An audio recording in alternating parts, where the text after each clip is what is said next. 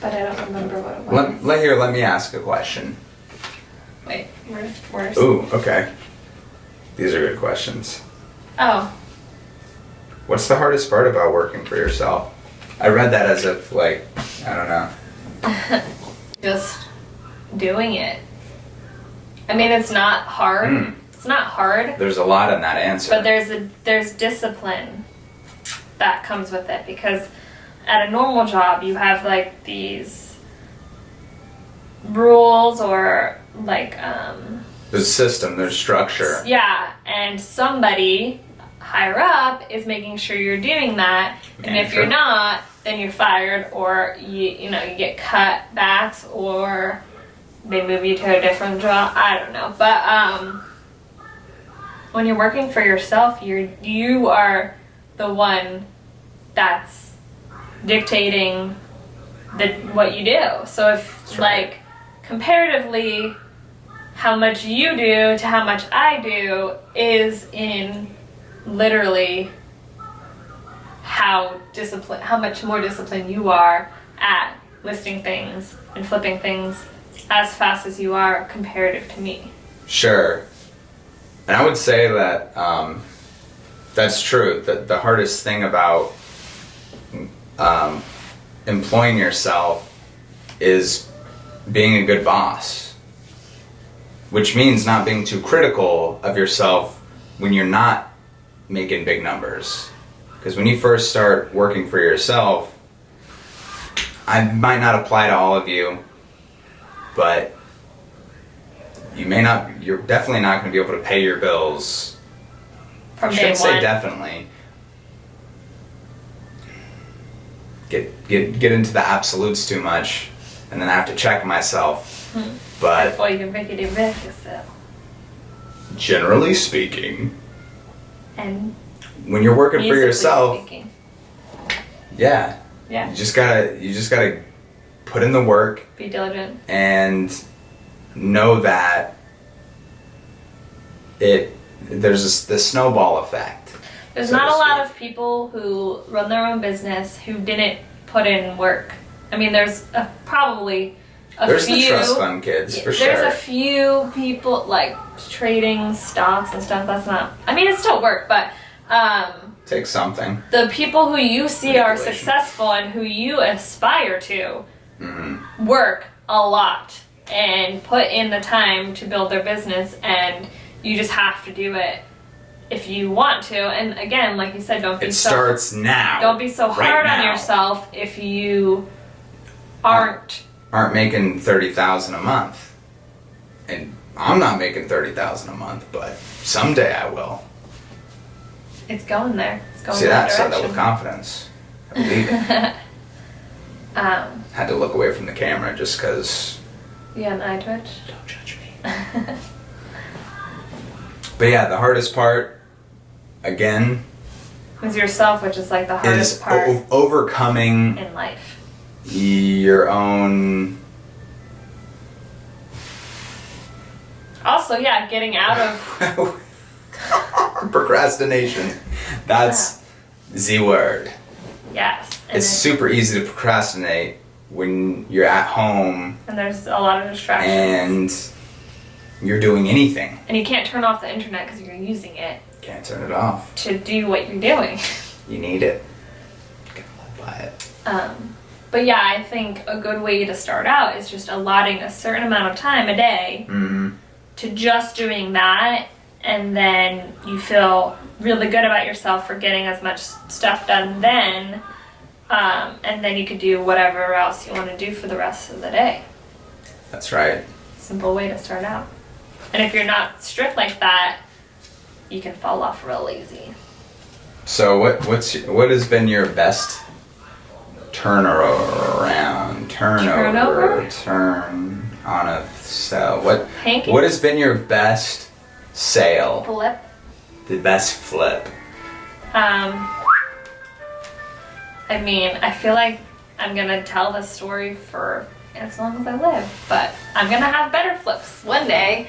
But We went to an estate sale. I don't think we bought anything else at the estate sale. It was Nope. pretty bare. Really, really like paint a picture too. Okay, so we walk in, and there's a hallway, but there's nothing in the hallway. And I think you can turn right, and then you can go left, and that's where everybody was kind of congregating. And there was some jewelry, but it was like costume jewelry. It wasn't like anything. Can you picture it? Yeah. I think there was a sliding glass door in the back of this house. I don't even know where we were located though. This is a living room. No, I mean in the Nice house I know hallway. we were, but I mean like in Portland. Oh, in Portland? Yeah. It was southeast 100 and... It was like the last stop we made. 120 something in Halsey. I think we just made it would be was like northeast on then. the way home. Portlanders.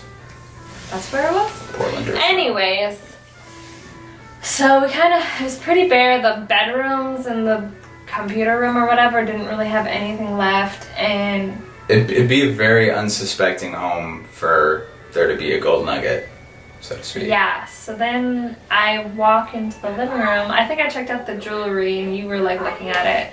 And then I was like, this poster's really cool on this wall. And it was just like a poster in a plastic gold frame. Yes. Not really pertaining to anything in the room, but I just thought it was cool. And it was like, maybe I can find a picture of it and put it right here so you could see. But it said the wave of the future, and it was like a pixelated, it was like the Japanese wave print that's really famous going into like a pixelated and then like a computer version of a wave on like digitized. Digitized. And it was I thought it was cool. It was like really bright colors, and I was just like, this is interesting. It was $5, but it was half off day, so it was only $2.50. And this is the first. I looked at it and I was like, oh yeah, that's a cool print. I considered it and I was like, do I really want to hang it on the wall? That's something that I think about before I buy anything is, you have to sit on things for a while and you got to put it somewhere. And I was like, it could be cool like near a computer, but we don't have like a computer room, so. And I was like, I think I took it off the wall just to see what it looked like, and it was just, cardboard backing. Yeah. Nothing fancy. Nothing fancy. I think there was like some bugs even in the glass. Or not glass, it was plastic. But something in me just said to get it. And it was like one of the first times that you didn't tell me to get something. You were like, it's your call. If you want it, you can get it.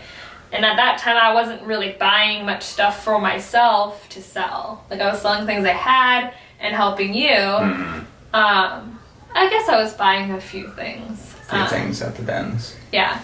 But I was just like, this is interesting. And I had no idea anything about it. I just liked it. So we encountered a little technical difficulty.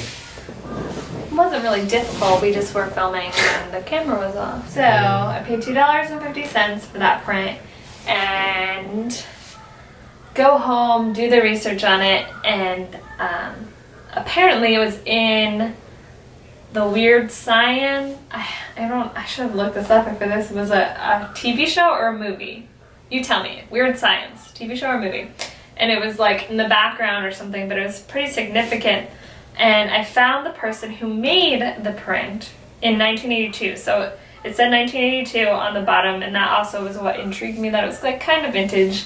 But the person who actually made the print in 1982, Photoshop wasn't invented yet. So this person just like described all of the process that they went through to make this print, which was like hand drawing all the little pixels, and there was like millions of pixels, and just the hours and hours and days they spent just developing this print that was going to go into like corporate computer buildings or something. And they made a limited edition in 1982 just specifically that were going into these buildings. And then I think they did some reprinting after that, and one of them like was in this movie or show.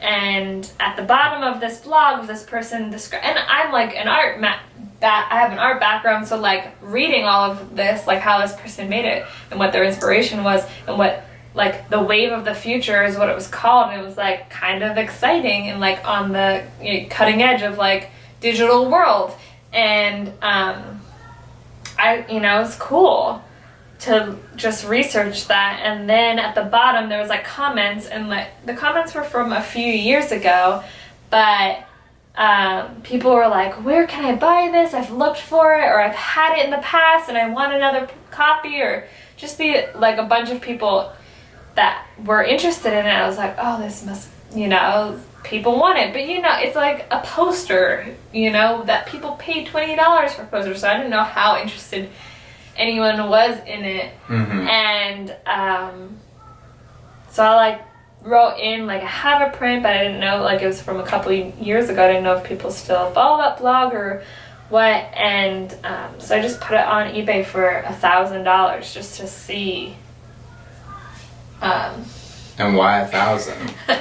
I wonder. That felt like I knew you were gonna ask that question. Maybe because we filmed this already. I didn't ask that before. Deja vu. I don't know. I just like, why not 100? Why not $50? I would have been probably pretty happy with any number that was higher than $2.50 that I paid for it. It was a piece of paper, and so I put it up for 1,000 just to see. And I think a couple weeks later, I got an offer for. I think I got a low offer, and I was like, no, I got a low offer right away, and I was like, I just listed it. Let's just see. So I didn't accept that offer, and then I got one for like $450, and I was like, yeah, duh, $450. I'm gonna sell it. Sold.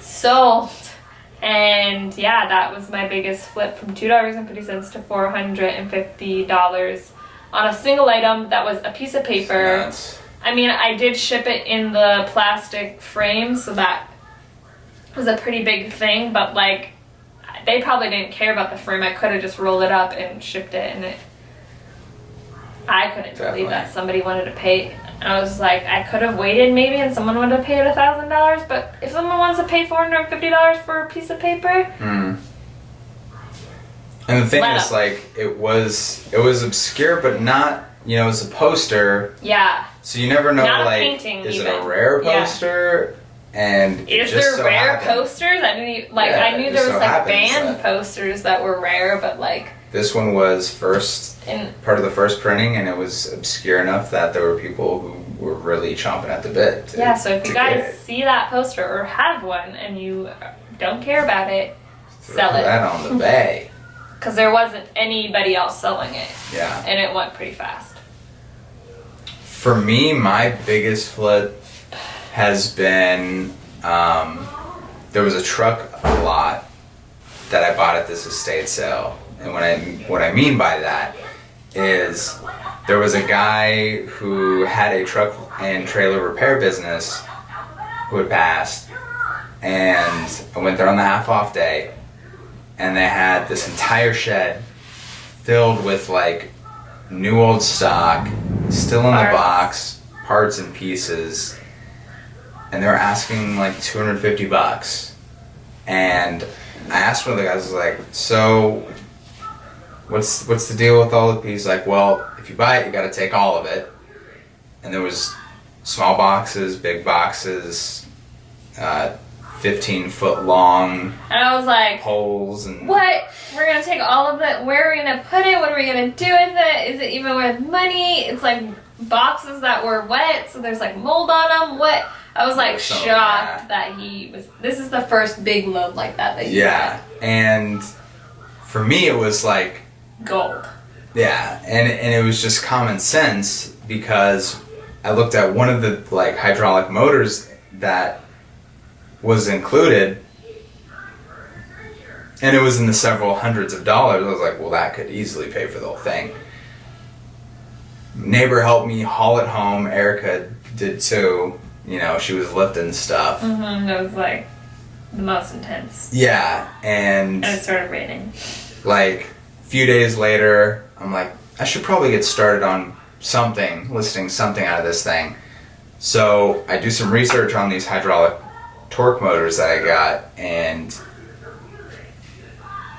just one of them is worth $1,000. And I end up, that's one of the first things I sold was this hydraulic motor for $900. And then since then, I've sold numerous $100 and several $100 parts out of there, as well as pieces for $10, $20, $30. From the smallest, like little rivets and fittings to those, and hoses and to those huge electrical components. So many things, lights. I've easily made over $8,000 on that lot alone. And there's still more. And I'm still selling. And what weekly. was so great about that it was like a repair business is the guy had all of the paperwork and the inventory and how much he bought it for and how much he was going to sell it for and what the names were and what the part numbers were. So like that took a lot away a lot complexity of the stress. Of having zero knowledge on truck parts and pieces for. And these are like semi-truck parts, like not like. That's right. Yeah. That's worth clarifying. Yeah. So something that I had no previous experience in, except that automotive stuff sells and new old stock sells. There's someone who needs that. And we got also from that same estate sale, they had oil filters. Yeah, hydraulic filters, fuel filters. These new old stock Fram filters, and like I paid $200. 200 of for them. 200 filters. We filled my little Volkswagen to the brim. Packed. People remember us because of that. They just were like, as we were moving it in, because some of the people that worked there were helping, they were like, you're going to put this all in here? And we're like, yep. I'm not a believer in 2 trips. I carry all the groceries in one hand and still open the door. It's true. He's always shocked. He's like, how did you carry all that? I'm like, I'm not going to make another trip. It's talent. It's gotta be. And it's so funny. I carry them all in my left hand and then I hold one bag in my right hand. That way you can get your keys still. It always is like that. But I'm like right-handed, so I should carry all of them in my right hand, but that's not how I do it. Anyway, my car was packed full. Not the first time, not the last time that's gonna happen. Now we have a truck. Hopefully we'll start using it. Yeah.